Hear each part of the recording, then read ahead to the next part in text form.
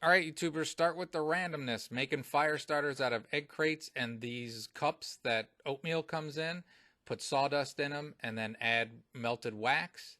Now I'm going to cook some more plant-based food. It is not health food if you look at it, but there's no meat in it. And we'll do a taste test. Hope you enjoy this. Again, you soak it for about 20 minutes. That's I did. I probably soaked it for longer this time. And it's hot. It's very hot. And then you grill it for about 20 minutes. Comes out awesome. Alright, we're going to put the burgers on the grill. There we go. Now I'm going to put some more of the Montreal steak on the top of it. Like the other fake ones, they cook like normal burgers, sorta. Alright. Alright. Bleeding-ish. Let's flip them. Alright, they're leaving burger marks. Still sizzling. I decided to leave the corn on a little longer. Alright, I think we're about done. I'm going to turn the gas off at the tank. And I got more to do. I'm not going to the trouble of cheese hats. I'm just going to put some pepper jack on there. Alright, there we go. Famous Dave's pickles. See, Famous Dave's pickles. And time for sriracha, the rooster. Smiley face. There we go. Can't eat a burger without these. Alright, the top goes on. I'm going to try the corn. Hold on. Alright, I know we're not there yet, but corn on the cob means summer. I'm going to taste the burger. Alright. Let's see. It's okay. It's not as good as Beyond, not as good as Impossible. But it's not bad. So these burgers by Pure Farmland, they're okay. I would do them again. They were $4 for a package of 4. So $1 a quarter pounder is not terrible. But I may or may not have them again. Let me take a second bite. Taste is okay, a little bit different, and the consistency, it's not quite on par with Beyond or Impossible, but hope you enjoyed. There'll be more stuff on this. Have a great and wonderful day. Alright, YouTubers, that carpet means I've gone back to the thrift store for the first time in a very, very long time. So I'm going to start off with this blanket thing that I didn't even unwrap at the store. It was on sale day, so $2.25 is instead of $3. This travel blanket, I obviously need to wash it, but it looks like it might be okay. That's what it looks like. It looks like that on that side. So there we go. I think that's a good deal for $2.25. They actually had almost nothing. The shelves were almost bare. These slip over boots for hiking in ice, and they were 75 cents. So I'm not giving up on the idea of being in cold weather. I really didn't find much. Here's a pair of shorts. Always need pairs of shorts. These were $5, which is $3.75 on sale day. Another pair of shorts, because I just had to buy something.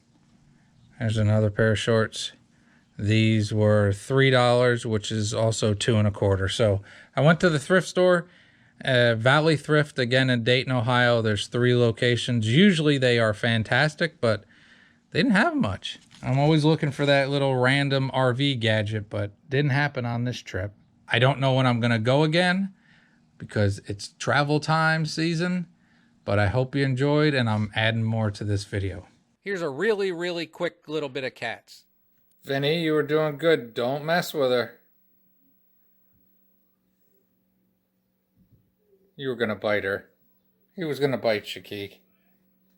Yeah, he was.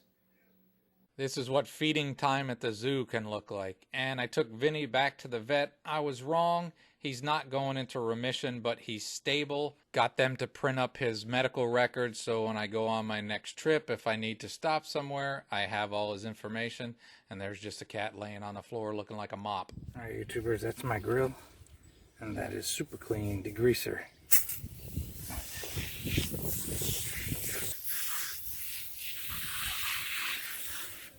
I'm gonna let that get degreased. All right, I'm gonna give it a second coat of this degreaser. I love my Charborough grill to go, but the downside is it gets very dirty and it's hard to clean. Wire brush, another coat.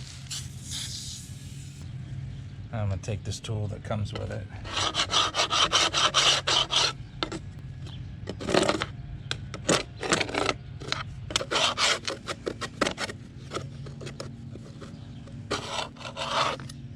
It is a great grill, but hard to clean.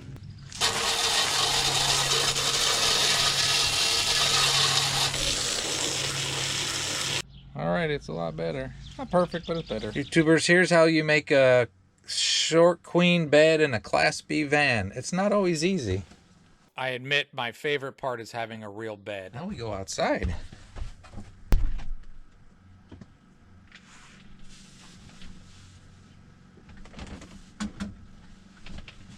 You probably didn't plan on watching somebody make a bed in a van, but there you go. And this is a real mattress. What's very important for me if you're traveling in these things is to be comfortable. All right, top sheet. It is an odd video. All right, we'll go outside. This falls under things people don't think about while you're keeping it real. There you go, nice clean bed. And because I have pets, I put a plastic sheet over the top to try to keep the cat hair off my bed, keep my bed clean. Now it is possible to make it when you're all inside. I've had to do it when it's rained, but it's much easier when you can go outside. All right, it's a new season, so I got a new comforter. This one is black on one side and gray on the other. I'm gonna go with gray. Go around the other side. Not sure about the colors because of the cat hair, but I'll see what I can do. I'll make it do. But it really is nice having a small Class B with a real bed in it. It was my #1 thing. All right, I always take along a spare blanket just in case. And now I'm gonna take the new Rumple Yosemite blanket. It's not quite as big. Go around again. Look nice in here. Looks like Yosemite Valley. And it'll be usually folded up down by the foot of the bed. But that's it. There's some randomness. I hope you enjoyed. Right, and now I'm gonna put my plastic barrier over the top of it. And that plastic is just to, you know, if you travel with pets, sometimes you can come back and cats can kick up hairballs and stuff like that. So that'll protect your bed. If you travel with pets, there's nothing worse than trying to get into a bed that an animal may have vomited on. It only has to happen once to where you start doing something like this. All right, hope you enjoyed and you have a great and wonderful day as I get ready for trips.